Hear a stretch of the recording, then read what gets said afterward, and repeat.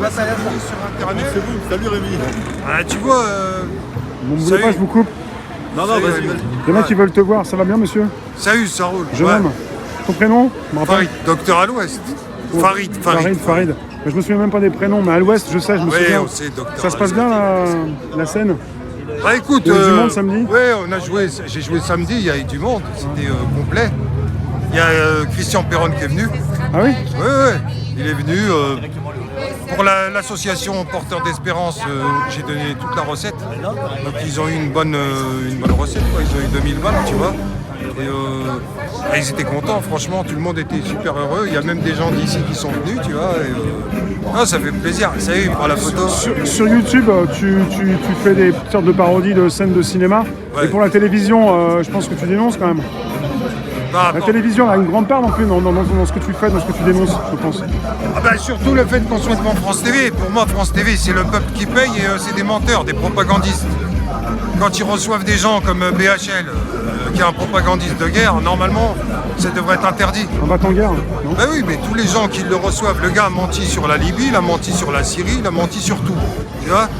Ce mec-là, normalement, il devrait être reçu nulle part. Mais il a le double des clés de toutes les émissions. Donc à un moment, tu dis, ils reçoivent encore Caroline Fourest. Elle est chroniqueuse, je crois, chez Pujada. Bon, là, c'est le privé, c'est LCI. Mais ils la reçoivent à France 5, ils la reçoivent, tu vois, ici, France TV. Et Caroline Forest, tu penses qu'elle raconte des... Ah, elle s'est fait choper plusieurs fois. Des Écoute, histoires je vais te prendre un mensonge que BHL et Caroline Fourest ont répété en 2011 pendant la guerre en Libye. Ils ont dit que Kadhafi avait envoyé l'aviation libyenne pour tirer sur sa population. Ils l'ont répété à plusieurs fois. Or, donc ils l'ont répété en février 2011, ils l'ont répété encore en mars et ils ont continué à le répéter. Alors que l'amiral Mike Mullin, devant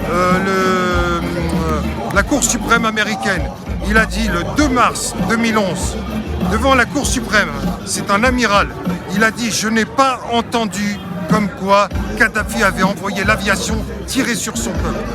Ensuite, il y a eu une commission parlementaire anglaise en 2015, le 13 octobre 2015, avec Alice Bergeter, qui a été auditionnée et qui a dit, avec toutes les enquêtes qu'elle a fait, elle n'a pas trouvé comme quoi Kadhafi avait envoyé son aviation tirer sur la population.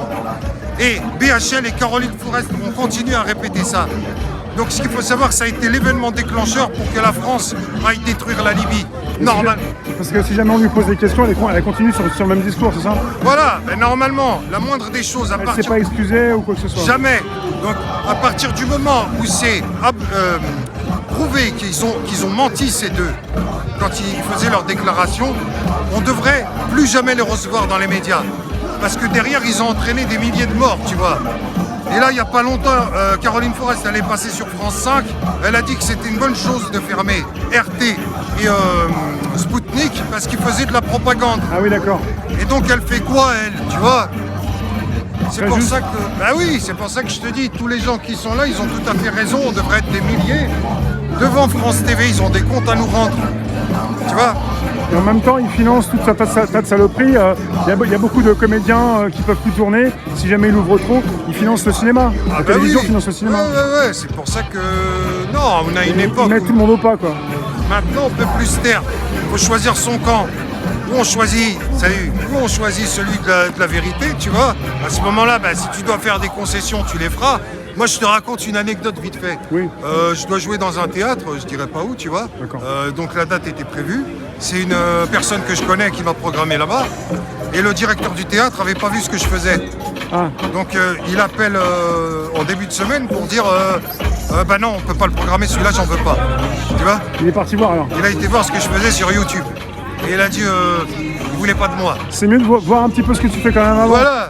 Ouais, mais pourquoi il l'a pas dit avant? Parce que nous, on avait des réservations, on a du monde. Il pensait que tu étais dans le politiquement correct, dans la pensée unique. Voilà, il pensait que je faisais du Kev Adams, tu vois. Voilà, c'est ça. Et, non, mais après, qu'est-ce que tu veux, c'est comme ça maintenant. En tout cas, moi, personnellement, sur scène, je suis dans un esprit où je suis dans la critique. si je dois faire je ferai jamais de concessions, mais je veux dire, si on doit m'interdire, tant mieux, j'en ai rien à foutre, mais je baisserai pas mon froc entre guillemets. Bah, je comprends bien, et par rapport à ce que tu fais, tu vois qu'il y a quand même un public, et peut-être un public de plus en plus nombreux, je sais pas, tu vas me dire, qui apprécie ce que tu fais et qui apprécie justement des vérités, quoi. Il y a aussi un ras-le-bol quand même. Oui, ouais, non, mais ça tu le vois, même sur déjà. Sur ces mensonges, là, Bah, écoute, rien que quand tu vois, là quand j'ai terminé le spectacle samedi, tout le monde était content, il y avait vraiment, tu sentais, il y avait une cohésion avec les gens.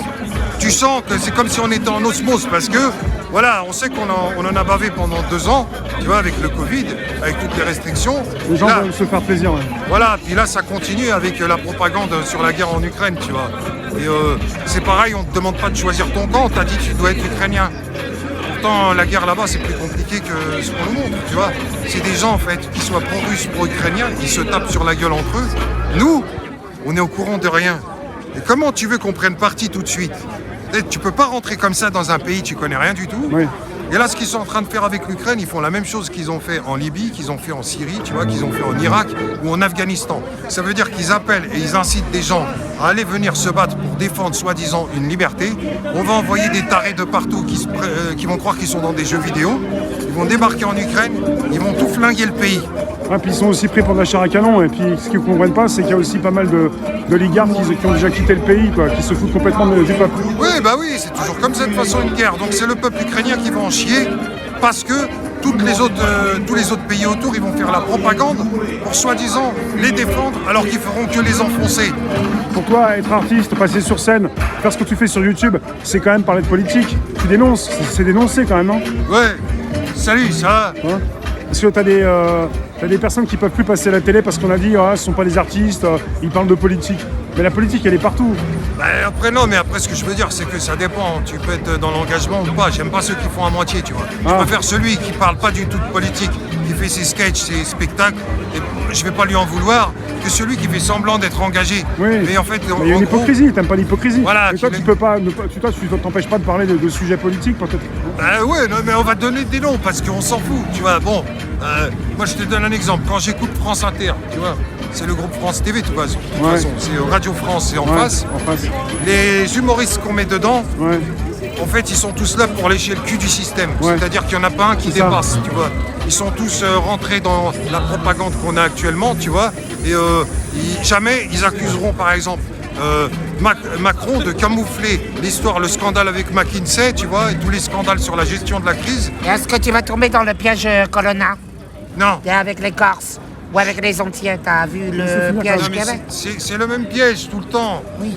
Lui, c'est une exécution, je pense. C'était programmé, tu vois. Non, mais c'est pas une exécution. En fait, c'est une affaire d'État qui aide à perturber mentalement les gens pour les rendre de plus en plus violents. On veut qu'ils se tapent sur la gueule. Mais c'est toujours la même chose. Il a raison dans ce qu'il dit. Là, tu parles de salariés à Radio France, de salariés qui peuvent pas dénoncer le système et couper la branche sur laquelle ils sont posés, quoi.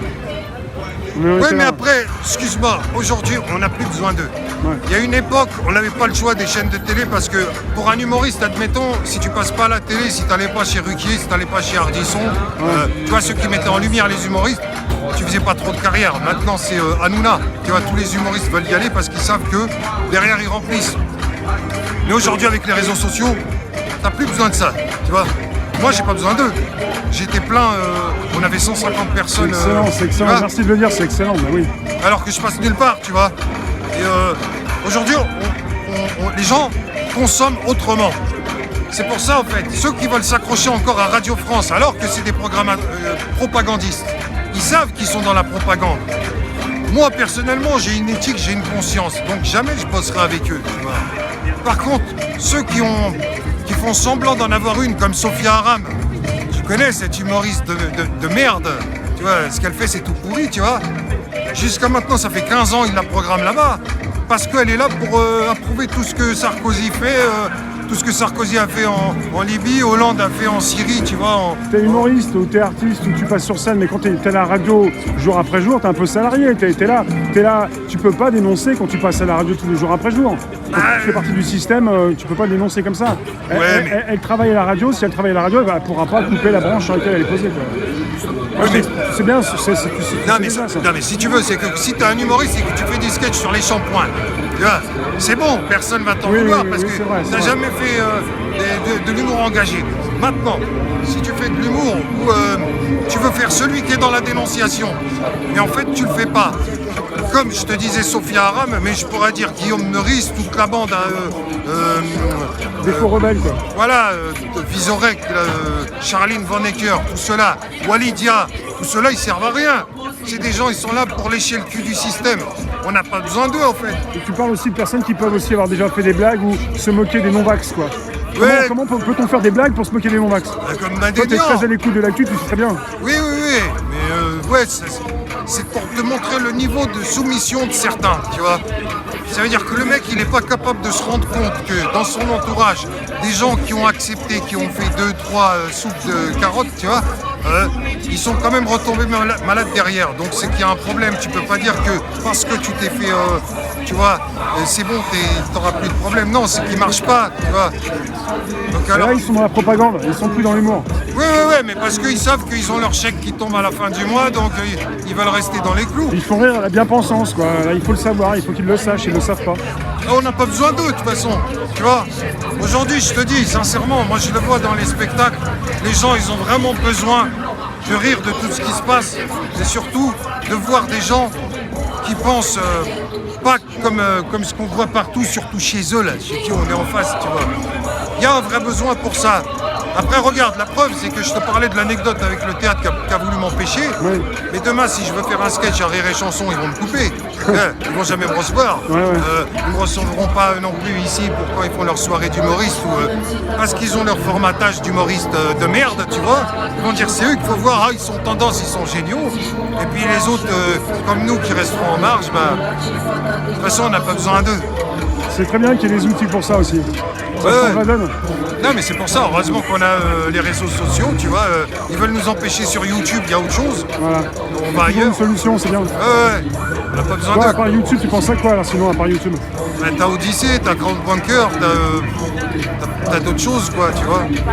T'es sur Odyssée un peu aussi? Ouais, moi je suis sur Odyssée. J'ai fait la synchronisation, ça fait. Quand je poste sur YouTube, ça va automatiquement. Comme ça, si jamais t'as plus YouTube, t'es tout seul. Ouais, parce qu'ils peuvent faire sauter. Et t'as des personnes qui savent très bien où te retrouver aussi. Ouais. Non, mais ça fait plaisir de voir aussi la solidarité des gens qui suivent, tu vois. Ça veut dire qu'ils sont vraiment dans le relais. Si je mets un truc, eux ils vont relayer, ils relayent. Et des fois tu vois des gens qui ont des gros comptes, genre des chaînes à plusieurs millions de vues. Tu regardes parfois leurs dernières vidéos, ils font même pas 50 000 vues. C'est comme des comptes Twitter de grandes chaînes aussi, des fois il n'y a rien du tout. On se demande si quelqu'un consulte ou quoi que ce soit. Je dis c'est bizarre, où ils ont acheté leurs abonnés, tu vois. Il y a un truc qui a dû se passer quoi. Mais tu vois la différence si tu passes sur Telegram, moi je sais qu'il y a beaucoup de retours. Sur Twitter c'est complètement en shadowban, enfin sur mon compte. Et puis sur d'autres, je sais pas, à un moment donné, je pense que je suis shadowban mais pas BFM. BFM c'est bizarre, il n'y a pas grand chose. Oui mais maintenant c'est leur arme, ils font ça partout. Là, la dernière vidéo que j'ai postée sur YouTube, il s'appelle Une crise pour en cacher une autre. Premier jour, en 24 heures, elle fait 40 000 vues, tu vois, ça fait ça. Et juste derrière, ça fait ça. Ça stagne. Ouais, c'est pas normal. Stoppé, alors que normalement, la progression, elle se fait en 5 jours. Il y a plein de choses sur YouTube en ce moment. Ce que j'ai constaté, c'est que là, même aujourd'hui, il y en a qui ne comprennent pas, qui ne peuvent pas partager mon Facebook. Hein. Et des fois, il y a des personnes qui ne peuvent pas partager ou parfois, comment dire, ça devrait faire beaucoup plus, il devrait y avoir des abos, mais il n'y a rien du tout qui passe. Mais ils bloquent, ça veut dire qu'ils te shadowban. Les gens, quand toi tu postes un truc, t'as genre que 10% des gens qui voient. Tu vois. Et même ceux qui ont pris des notifs, des fois ils ne reçoivent pas de notifs. Et puis parfois, par rapport à la notif qu'ils reçoivent, ils ne peuvent pas accéder au direct. Alors que je suis en direct. Tu vois, le lien ne marche pas. Même les notifs, il y a un peu de tout quoi. Oui, ils sont supprimés, tu vois. Ils te désabonnent. Voilà. Des gens de chez toi qui vont être désabonnés comme ça sans raison. Ouais, il y a plein de trucs en fait. Il y a plein d'astuces pour pouvoir faire moins de visibilité. Non, on sait ça, on le sait, on l'a compris, donc après on l'explique aussi. Oui, mais en fait, après tu t'étonnes pourquoi des gens comme McFly et Carlito, tu vois. Rien qui dit ça y est, ça me fait rigoler. Ils font plusieurs millions de vues parce que on encourage. On leur dit regardez Mais la ces merde. types-là, ils font de la télé. C'est des mecs qui font de la télé, c'est pareil. Oui. Pour moi, ça s'appelle des youtubeurs à l'ancienne. Ceux qui sont passés à la télé ou dans des salles et qui bossent pour le système aussi. Qu'est-ce que tu veux ils ont besoin de gens qui leur racontent. Je sais pas si tu as entendu l'intervention de Kassovitz. J'ai vu quelque chose, Sur je sais pas ce l'Ukraine. qu'il a raconté, mais il se bouge un peu pour les Ukrainiens, c'est ça? Non, mais qui se bouge pour la population, il n'y a pas de problème. Tu sais, nous, on n'est pas pour la guerre. Il Tu se bouge vois. pourquoi sinon? Ouais. Non, mais lui, il dit si j'avais pas d'enfants, je serais allé combattre en Ukraine. Ah oui, c'est vrai. Ça veut dire quoi ça? S'il n'avait pas eu d'enfants de vrai, il aurait trouvé une autre excuse. Ah, j'ai les ligaments croisés, tu vois, je peux pas y aller, merde. Ah, il nous prend pour des cons. Il serait pas allé combattre en Ukraine, lui. C'est juste une grande gueule. Ouais. La guerre, elle a aucun sens. Les gens qui la font, en fait, ils servent que les intérêts des gens au-dessus, tu vois. Ouais. Les peuples, ils vont en chier. Donc dire, t'as pris parti, que ce soit pour les Russes ou pour les Ukrainiens, de toute façon, c'est les civils qui vont le payer, tu vois. On va dire que t'as pas de couilles. Pourquoi tu vas pas aller le battre en Ukraine? T'as pas de couilles? Moi je réponds non, j'en ai pas, j'y vais pas. Bah oui, mais moi, je suis pas pour qu'on aille faire la guerre d'un côté pour un autre camp, tu vois.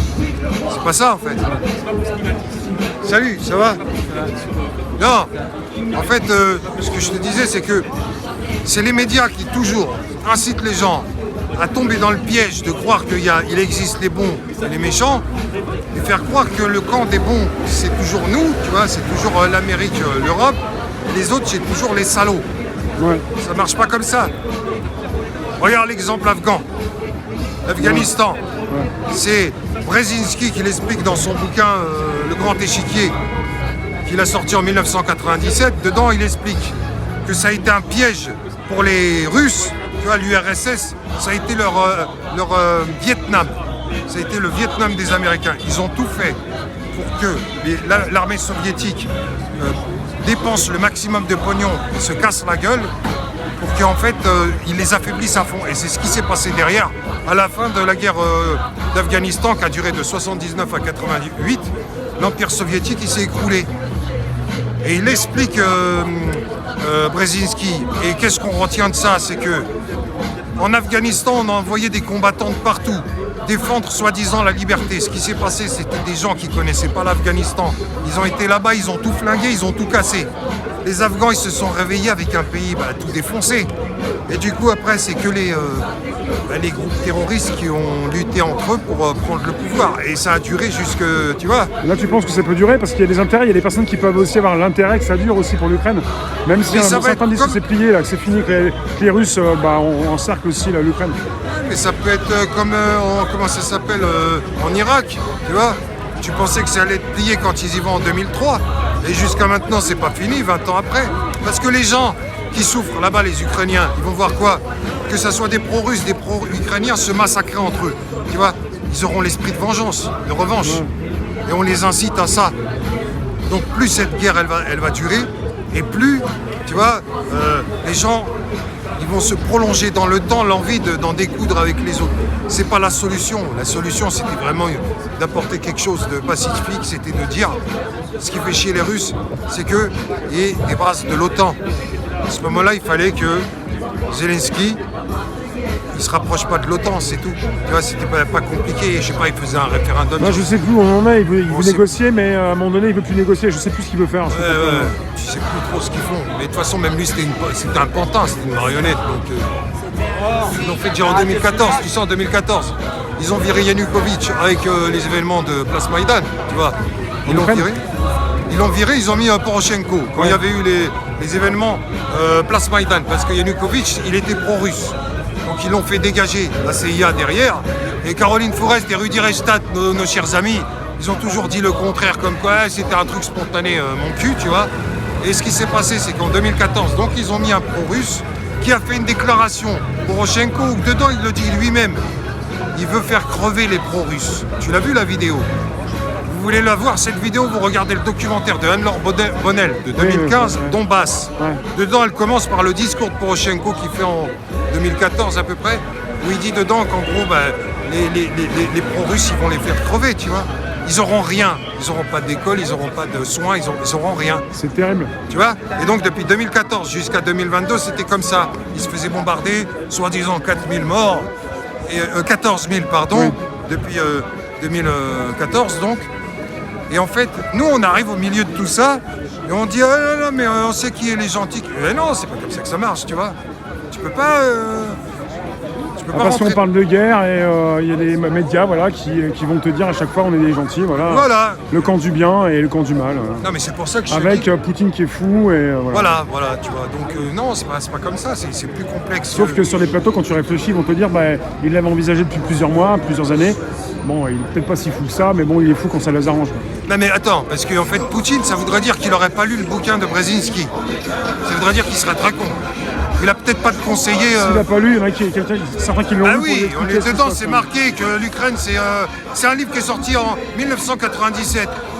Brzezinski, c'est pas n'importe qui, c'est l'ancien secrétaire d'État sous Carter en 79, du président Carter, président américain. Donc le mec, il a sorti ce bouquin, dedans, il l'écrit noir sur blanc, l'Ukraine, c'est un pays stratégique. Tu vois, parce que en fait, il permet à la Russie de faire passer son gaz. C'est pour ça que les Russes, eux, ils étaient pas cons. Ils ont dit, au cas où on se fasse couper dans cette partie-là, puisque les Américains, ils avaient dit qu'il y avait une alliance stratégique entre la France, l'Allemagne, la Pologne et l'Ukraine, tu vois, qui permettait d'affaiblir la Russie si jamais il y avait un problème. En fait, bref, eux, les Russes, ils ont pensé tout de suite à créer Nord Stream 2, passer un oléoduc par l'Allemagne. Et même Poutine, ensuite, qu'est-ce qu'il a fait? Il a prévu de se tourner vers les Chinois, ce qu'il a fait. Donc, il le savait depuis longtemps. Mais là, ce qui se passe, c'est qu'ils l'ont forcé à... Plus ou moins, il y en a qui disent qu'ils l'ont forcé Poutine à rapidement, cette année, envahir l'Ukraine. Il le savait. Il y a aussi le côté de l'Ouest qui... Enfin, voilà, Trump qui précise qu'il aurait été président, ça ne serait pas passé comme ça. C'est que quelque part, ils savent très bien ce que peut faire Poutine si il le pousse aussi à le faire. Il n'y a pas que Poutine tout seul qui fait les choses. Bah non, en fait, ça s'est prévu de toute façon à l'avance. Comme le président français, Macron, qui précise qu'il devrait faire des choses qui pourraient l'empêcher de se représenter. Bon, il s'est représenté, mais il savait très bien qu'en février, il y en a même qui l'ont prédit qu'il allait se passer quelque chose. Bah oui. De toute façon, il y en a même qui disaient que les élections seraient peut-être annulées, tu vois. Donc, on n'y est pas encore. Il n'y est pas encore, on nous dit que c'est dans 3 semaines. Ouais, non, mais si tu regardes l'évolution, la hausse des prix déjà, ça a commencé à partir de juin l'année dernière. Ouais. Tu vois, l'électricité, les pâtes, tout ça. Et là, avec la crise en Ukraine, ça s'enchaîne. Et quand tu entends les déclarations de soi-disant ceux qui veulent être nos dirigeants, alors Jadot qui dit...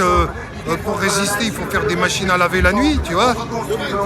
Pour soutenir l'Ukraine, il nous prend pour des cons ou quoi, tu vois.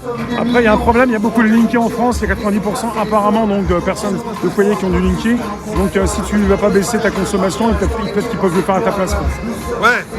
Ça, Linky aussi. Oui, non, parce que c'est tout programmé à distance. Mais en fait, non, on est dans une période où tu as l'impression que les gens, finalement, ils s'intéressent plus aux choses, tu vois, ils regardent plus avec leurs yeux, tu vois. Donc, normalement, c'est tapé 2 ans de manipulation quand même. On aurait pu penser qu'après ça, tout le monde soit plus vigilant par rapport à ce qui se passe.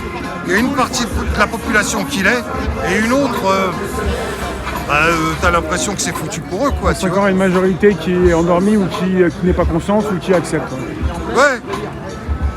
Alors que tu vois, c'est simple. Moi, si je raconte de la merde, si ceux qui m'ont écouté là jusqu'à présent, ils disent que je raconte n'importe quoi, ils reprennent tout ce que j'ai dit, tu vois. Ouais, ils vont vérifier. Ils peuvent te sanctionner, ils peuvent te quitter, ils peuvent se désabonner, voilà. Ils peuvent aller voir ailleurs aussi. Mais vous allez voir, si j'ai menti sur quand je parlais de Mike Mullin, sa déclaration, tu vois, sur la Libye, l'aviation libyenne, sur BHL, si c'est vrai ou pas vrai, tu vois, ce qu'il disait quand il disait que l'aviation, elle avait tiré sur la population. Kadhafi, il avait envoyé la population tirer sur l'aviation, tirer sur sa population. Bref, tu reprends ce que j'ai raconté là, puis tu vois si je raconte de la merde. Après, on peut en discuter, mais moi, j'ai pas le pouvoir de passer dans les médias pour dire moi, j'ai la vérité. Et après, ce que tu combats, c'est aussi l'hypocrisie, où tu peux aussi te tromper tu peux aussi le faire sans le vouloir. Tu peux te tromper. Ça n'a rien à voir avec l'hypocrisie, les gens qui le font. Ouais. En connaissance de cause. Voilà, c'est-à-dire que moi, j'avoue, si je me trompe et que tu me montres, tu me dis attends, non, tu t'es trompé de date ou tu t'es trompé d'analyse parce que tu as oublié ça, il n'y a pas de problème. Moi, je reconnais, je suis prêt à écouter. D'accord avec ça, c'est bon.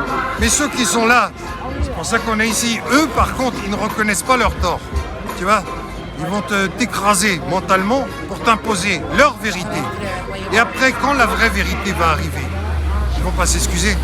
C'est ce que supporte plus une partie des Français, cette hypocrisie, ces mensonges et ces personnes qui ne reconnaissent pas leur tort, comme tu dis. Oui, oui. Non, mais c'est pour ça qu'on a un problème. Donc quand les gens demandent à ce qu'on ait une chaîne indépendante, en fait, qui soit citoyenne, qui donne la parole à tout le monde et qui permette d'avoir une autre vision des choses, c'est la moindre, tu vois, des légitimités, quoi, tu vois. C'est-à-dire que nous, si on paye, à partir du moment où tu payes ta redevance, déjà, bon, il ne faut plus la payer. Maintenant, Macron, apparemment, il veut la retirer, mais je pense que avec tous les gens qui manifestent, si on se cotisait, on pourrait créer un média, tu vois, alternatif. Ça ne veut pas dire un média qui raconte de la propagande ou une autre propagande, non. C'est soit un média qui ait une éthique de vérification, qui respecte la charte de Munich, tu vois, pour les journalistes, et qui vérifie tout le temps ses sources, et qui reconnaît ses torts s'il se trompe. Tu vois, nous, c'est ce qu'on veut. On veut pas autre chose, hein. On n'est pas là pour faire de la propagande. Qu'est-ce que t'en penses? Je suis d'accord avec toi. Il faudrait quelque chose comme ça, il faudrait des personnes sensées et après un dispositif qui permet d'authentifier ou de certifier comme tout ce qui concerne les blockchains, quelque chose même au niveau technique, pas que des humains, mais tout ce qui pourrait contribuer justement, voilà, comme ce que veulent aussi les Gilets jaunes, le côté révocatoire, si jamais tu t'as fait des promesses, t'as pas pu tenir parce que tu savais que tu n'allais même pas les tenir, on se passe de toi, quoi, on passe à autre chose. Non mais regarde, à partir du moment où t'es pas compétent dans un poste, en fait, tu vois, c'est pour ça des fois je cite moi personnellement Jean-Pierre Chevènement, parce que Jean-Pierre Chevènement, quand il était en fait ministre sous Mitterrand, quand il y a eu ce qui s'est passé en Irak en 91, l'intervention, tu vois, en fait il a dit, il y a un documentaire qui s'appelle Irak, 40 ans de guerre, on peut voir sur Arte, il me semble, en replay, enfin, il est sorti il y a 2 ans, il me semble. Dans ce documentaire, en fait, Chevènement, il explique le déroulé des événements. Il explique que George Bush père, il a appelé François Mitterrand en août 1990. Je suis bien nourri, hein, quand même. Hein. Attends. Non, mais attends, chérie. En 1990, août 1990, George Bush. Attends. Salut. Donc, août 1990, George Bush père, il appelle François Mitterrand pour lui dire qu'il va faire la guerre en Irak et il demande si la France va y être. Mitterrand, il dit oui. Qu'est-ce qui se passe en novembre? Il y a le mensonge des couveuses, l'affaire des couveuses, si tu te rappelles. Quelque chose. Voilà, où c'était, ça avait fait le tour du monde à l'époque. C'était soi-disant une infirmière qui pleurait devant l'Assemblée de l'ONU en disant qu'elle a vu des soldats de Saddam Hussein jeter des bébés de la couveuse au sol, des couveuses au sol, tu vois. Donc scandale international, tout le monde était ému, et janvier, la guerre commence, tu vois.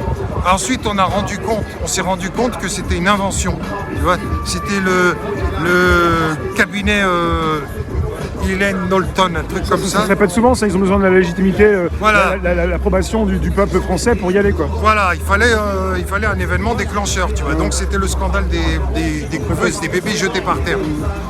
Comme il avait vu en amont tout ce qui s'était passé, Chevènement, donc il a vu le déclenchement de la guerre de Mitterrand quand il est rentré avec les Américains et tous les autres pays, il a démissionné juste après. Parce que ça lui a pas plu. Il savait que Mitterrand, il mentait.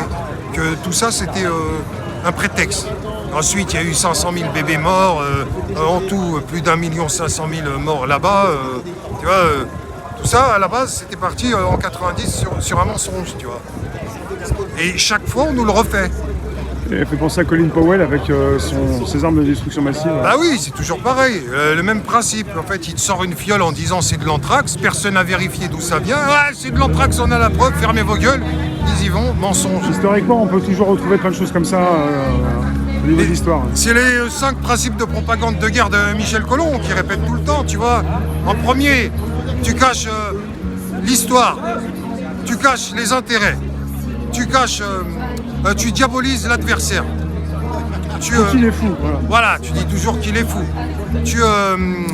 Tu monopolises le débat. Voilà. Et tu te fais passer pour le sauveur des victimes. Voilà. Une solution aussi, voilà. Voilà, c'est les 5 principes. C'est d'aller envahir. Faut toujours trouver quelque chose. Mais on les a tout le temps. C'est pour y aller. Ouais, mais ils nous l'appliquent tout le temps.